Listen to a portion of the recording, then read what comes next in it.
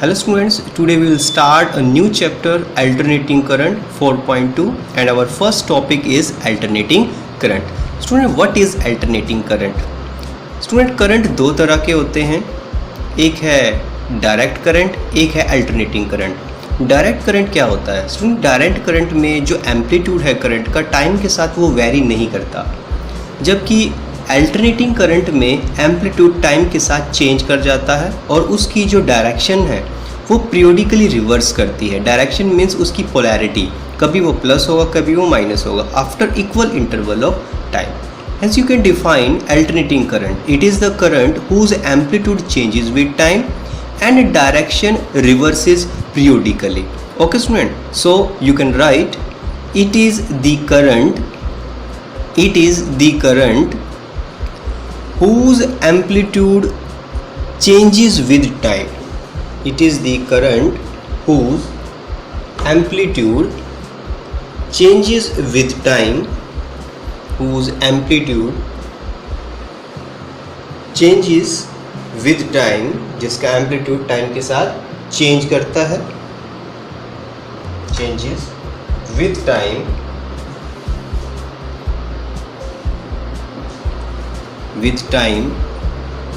and direction reverse periodically, and direction reverse periodically. Direction means polarity, plus minus.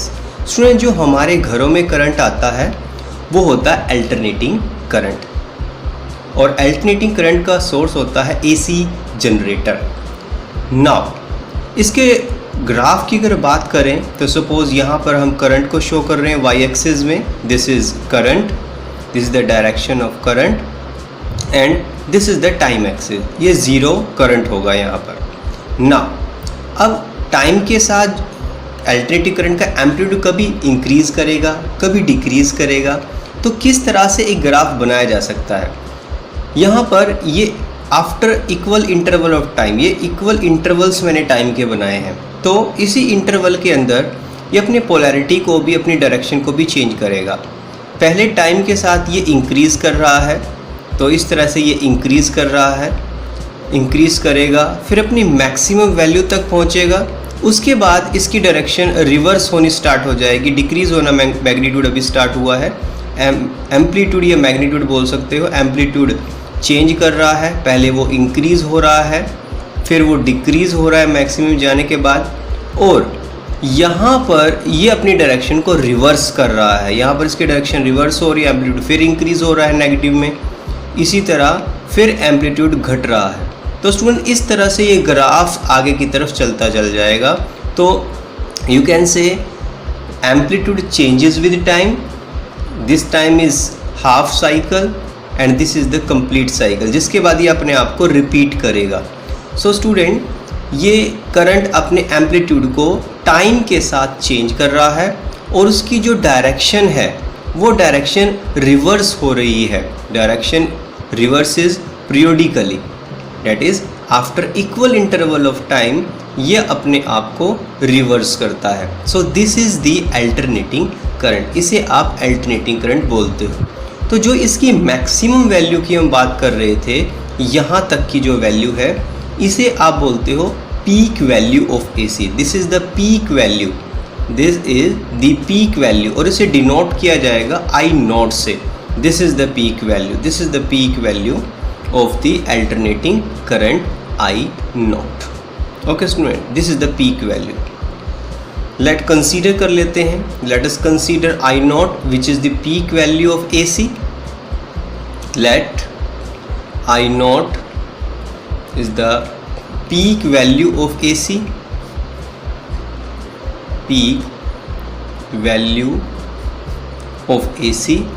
So student, instantaneous value क्या होगी? Instantaneous का मतलब है at any instant. Suppose मैं यहाँ की बात कर रहा हूँ, किसी भी समय किसी भी टाइम अल्टरनेटिंग करंट की वैल्यू क्या होगी? Now instantaneous value of alternating current, क्योंकि AC करंट चेंज करता है टाइम के साथ, तो किसी पर्टिकुलर टाइम पर इसकी वैल्यू क्या होगी? Now instantaneous value of alternating current, that is I, which is I naught, sin omega t, I naught sin omega t, this is the value. So I naught sin omega t, यहाँ पर इसकी peak value होगी। तो इस तरह से ये cos की फॉर्म में भी इंक्रीज हो सकता है, चेंज हो सकता है cos के कर्व के अकॉर्डिंग। स्टूडेंट ये साइन का कर्व था जो हमने ड्रॉ किया, तो cos का कर्व भी आ सकता है। सो this is the alternating current, इसे बोलते हैं अल्टरनेटिंग करंट। नाउ इसके बाद नेक्स्ट टॉपिक आता है मीन और average value of alternating current. Student alternating current को मेज़र करना आसान नहीं है, क्योंकि अल्टरनेटिंग करंट टाइम के साथ वेरी कर रहा है। जिस समय हम इसे मेज़र करना चाहते हैं तब तक उसकी वैल्यू चेंज हो चुकी होती है। तो इसे हम किसी दूसरी टर्म में मेज़र कर सकते हैं। जैसे हम मार्केट से 1 किलोग्राम शुगर लेके जाना चाहते हैं, शुगर लाना चाहते हैं, तो किस तरह से हम उसकी वैल्यू को कैलकुलेट करते हैं। तो जो शॉपकीपर है उसके पास एक बीम बैलेंस है जिसमें वो 1 kg, 2 kg, हाफ kg ये उसके पास वेट्स होते हैं। तो 1 kg के वेट से मेज़र करके उसे देगा। डैट इज़ उसने कंपेयर किया उस 1 kg शुगर को किसी दूसरी वैल्यू में कंपेयर करके उसे बता दिया। इसी तरह अगर और एग्ज़ाम्पल देखें तो और एग्ज़ाम्पल में जैसे अगर हम कहें 1 रुपये के 100 कॉइन्स हैं और एक 100 रुपये का 1 नोट है, दोनों की वैल्यू सेम है, बट हम उसे काउंट किसी दूसरे फॉर्म में कर रहे हैं जिसे आसानी से काउंट किया जा सकता है। डैट इज़ 100 रुपये नोट। सो स्टूडेंट किस तरह से हम करंट अल्टरनेटिंग करंट को माप सकते हैं। स्टूडेंट इसके लिए हमें एक एग्जांपल करना होगा। इसके लिए हम एक वायर ले रहे हैं और उस वायर में से कुछ करंट पास कर रहे हैं। करंट पास कर रहे हैं 1 by 1। पहले हम AC करंट पास करेंगे, फिर हम DC करंट पास करेंगे। तो स्टूडेंट AC करंट पास करेगा तब भी चार्जेस फ्लो करेंगे टाइम के साथ, जब DC करंट पास करेगा तब भी चार्जेस फ्लो करेंगे टाइम के साथ, क्योंकि जो करंट की डेफिनेशन हमने पढ़ी है वो करंट की डेफिनेशन पढ़ी है it is the rate of flow of charges. So student वहाँ पर कहीं नहीं लिखा होता है वो AC है या DC है, सिर्फ सिंपल डेफिनेशन हम पढ़ते हैं it the rate of flow of charges. Suppose ये मेरे पास एक वायर है और इस वायर में सबसे पहले मैं DC करंट को पास कर रहा हूँ कुछ पर्टिकुलर टाइम के लिए। सपोज़ 10 सेकंड के लिए मैं DC करंट को पास कर रहा हूँ। DC करंट पास कर रहा हूँ कितने टाइम के लिए? For 10 second. जब मैंने 10 सेकंड के लिए DC करंट पास किया तो मैंने नोटिस किया वहाँ कुछ चार्जेस फ्लो करके गए और उनको काउंट किया था। सपोज़ वो 100 चार्जेस फ्लो करके गए थे, 100 चार्जेस। अब स्टूडेंट हम इसी वायर में से अगर AC को पास करें 10 सेकंड के लिए, इसी वायर में से AC को पास कर देते हैं 10 सेकंड के लिए, तो जैसे ही मैंने AC को पास किया 10 सेकंड के लिए तो मैंने नोटिस किया जो चार्जेस फ्लो होके गए थे 10 सेकंड के अंदर उनका जो नंबर था वो भी हमारे पास कितना था? वो भी हमारे पास 100 था। तो चार्जेस थे वो भी 100 थे। सो स्टूडेंट हमने अगर AC को मेज़र करना है तो हम इसे DC की फॉर्म में मेज़र कर सकते हैं। तो हम किसी भी वायर में से अगर पर्टिकुलर AC पास कर दे गिवन टाइम के लिए तो वो उतना ही इफ़ेक्ट देगी जितना को DC को देना है। तो हम DC को कैलकुलेट कर लेंगे उतने टाइम का, तो हमें पता चल जाएगा कि AC कितनी गई है उस समय के अंदर। तो हम AC को DC की फॉर्म में कैलकुलेट कर सकते हैं। Hence its definition is it is that direct current, जो एवरेज वैल्यू है it is that direct current, ये वो डायरेक्ट करंट है which sends the same amount of charge, जो उतने ही चार्ज भेजते हैं। It is that direct current. देखो हमने AC की वैल्यू निकालनी है और वो DC की फॉर्म में हम कैलकुलेट कर रहे हैं। It is that direct current which sends the same amount of charge in a given circuit in a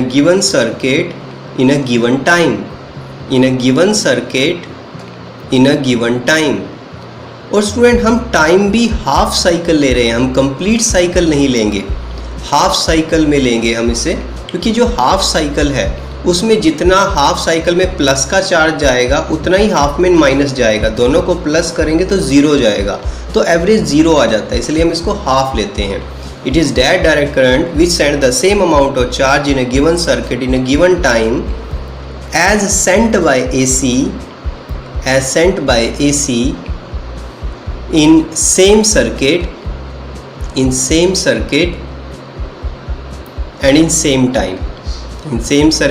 same time, क्योंकि AC को मेज़र नहीं किया जा सकता था तो हमने उसे DC की फॉर्म में मेज़र किया, क्योंकि DC को मेज़र करना आसान है, वो टाइम के साथ वेरी नहीं कर रहा है। Okay student, so this is the mean और average value of alternating current. इसका एक्सप्रेशन क्या होगा, दैट इज़ जो हम मीन वैल्यू या एवरेज वैल्यू कैलकुलेट करने वाले हैं उसे हम किस तरह से कैलकुलेट कर पाएंगे, उसे पीक वैल्यू की फॉर्म में कैसे कैलकुलेट करेंगे। This is the expression.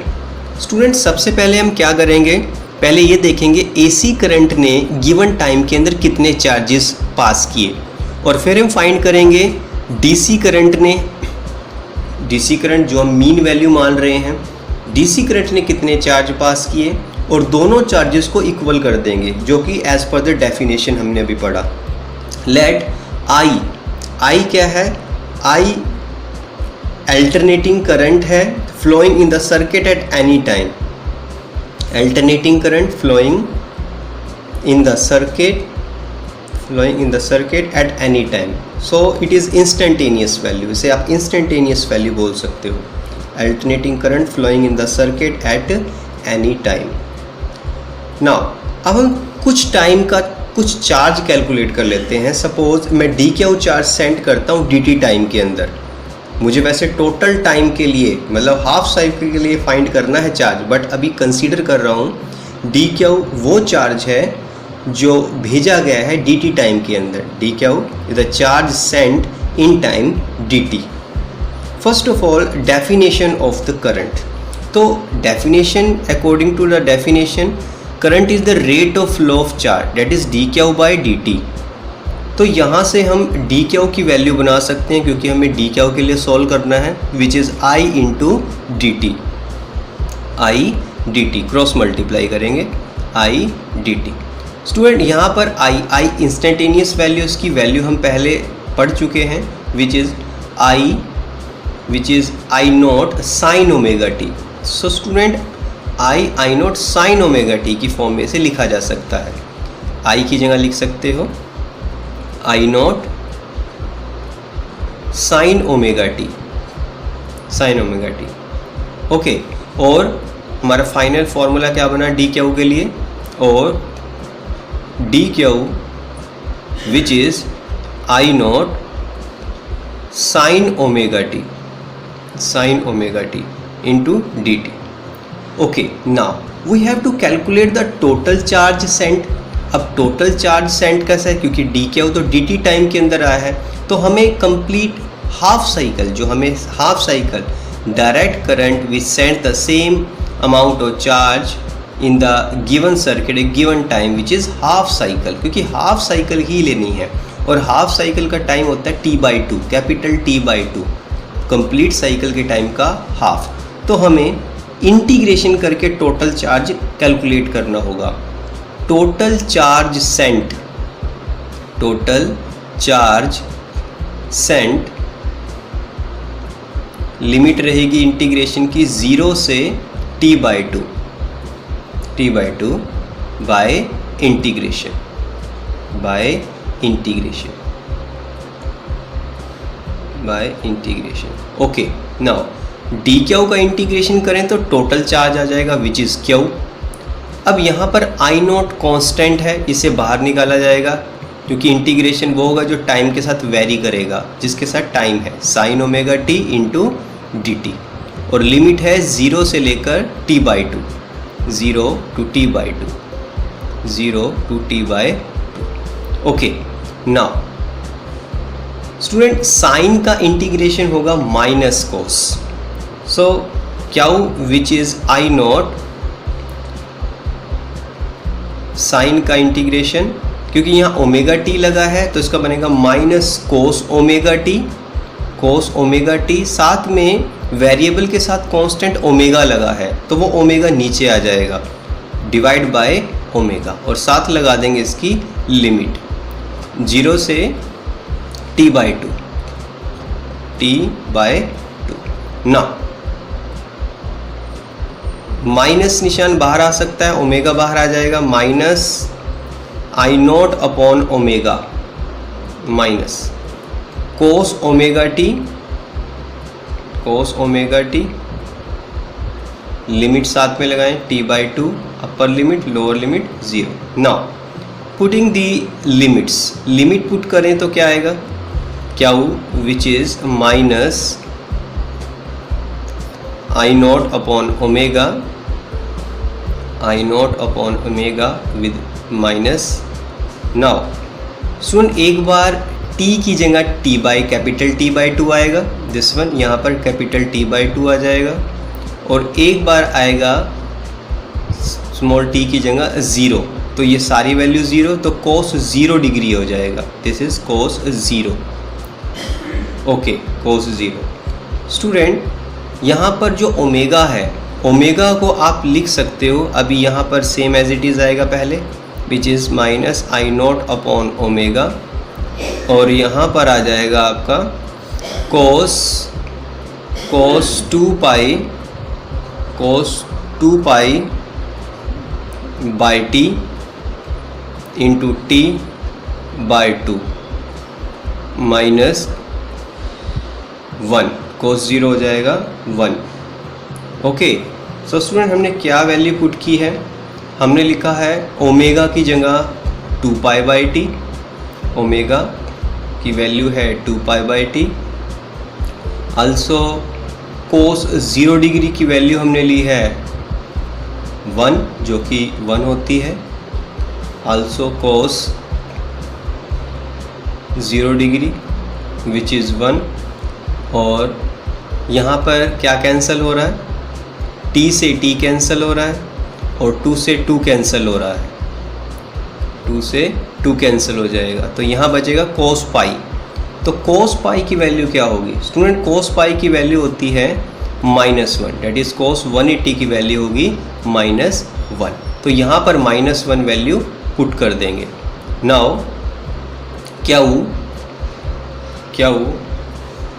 Which is equal minus I naught by omega bracket cos pi की वैल्यू -1, और साथ में -1 पहले से है। ओके, और इसे सॉल्व करें स्टूडेंट, -1 -2, और -2 और माइनस का निशान हो जाएगा -2, और माइनस का निशान पॉजिटिव हो जाएगा, that is 2 I not by omega, और साथ साथ ओमेगा की वैल्यू भी चेंज कर सकते हैं, और क्या हो which is 2 I not 2 pi T ऊपर आ जाएगा। अब यहाँ से 2 से 2 कैंसिल हो जाएगा, सो फाइनली हमारे पास वैल्यू आई चार्ज की, which is sent by AC in half cycle, which is I not T divided by pi. This is equation number first, इसे आप इक्वेशन नंबर फर्स्ट बोल सकते हैं। ये वो चार्ज है जो अभी AC ने सेंड किया है हाफ साइकिल में। अब वो चार्ज फाइंड करेंगे जो DC सेंड करेगा हाफ साइकिल में। तो मान लेते हैं इस समय में IM, it is the mean value of alternating current, जो कि हमें कैलकुलेट करनी है, mean value of alternating current over the first half cycle, student हमने डेफिनेशन में बोला है जो मीन वैल्यू है, एवरेज वैल्यू है, it is that direct current, मतलब ये एक तरह का डायरेक्ट करंट है। तो जो करंट है वो होता है total charge by total time. तो स्टूडेंट टोटल चार्ज हमें क्यू सेंड करना है, और टोटल टाइम मुझे हाफ साइकिल लगने वाली है, तो जो आई मीन होगा वो आप डायरेक्ट लिखोगे, which is total charge Q upon total time T/2 half cycle के लिए, क्योंकि ये DC है, क्योंकि जो मीन वैल्यू ऑफ AC है वो DC की फॉर्म में कैलकुलेट हो रही है। तो यहाँ से क्यू की वैल्यू आएगी I mean into T/2। This is the equation number second, इसे आप सेकेंड इक्वेशन कंसीडर कर सकते हो। एज पर द डेफिनेशन दोनों के दोनों चार्ज सेम होंगे, क्योंकि दिए हुए टाइम में जितना AC पास करेगा उतना ही DC चार्जेस को पास करेगा। From equation first and second, from equation first and second, तो हमें आई एम की वैल्यू चाहिए, पहले लिखेंगे I mean T by two which is equal I note T by pi. तो यहाँ से टी से टी कैंसिल होगा, टी से टी कैंसिल हो जाएगा, टी से टी कैंसिल होगा, तो आई मीन की वैल्यू हमारे पास आएगी और you can write I mean which is equal 2 by pi into I naught, तो I naught into 2 by pi. This is the mean और average value of alternating current. अगर इसे सॉल्व करें तो हमारे पास फाइनली क्या रिजल्ट आएगा, और you can write I mean which is 0.636, इसे सॉल्व करके आएगा 0.636 I naught. So this is the mean और average value of alternating current, mean और average value, that is you can write mean value of AC, that is mean value of AC which is equal to 0.636 of peak value of AC, mean value of AC which is equal 0.636 into peak value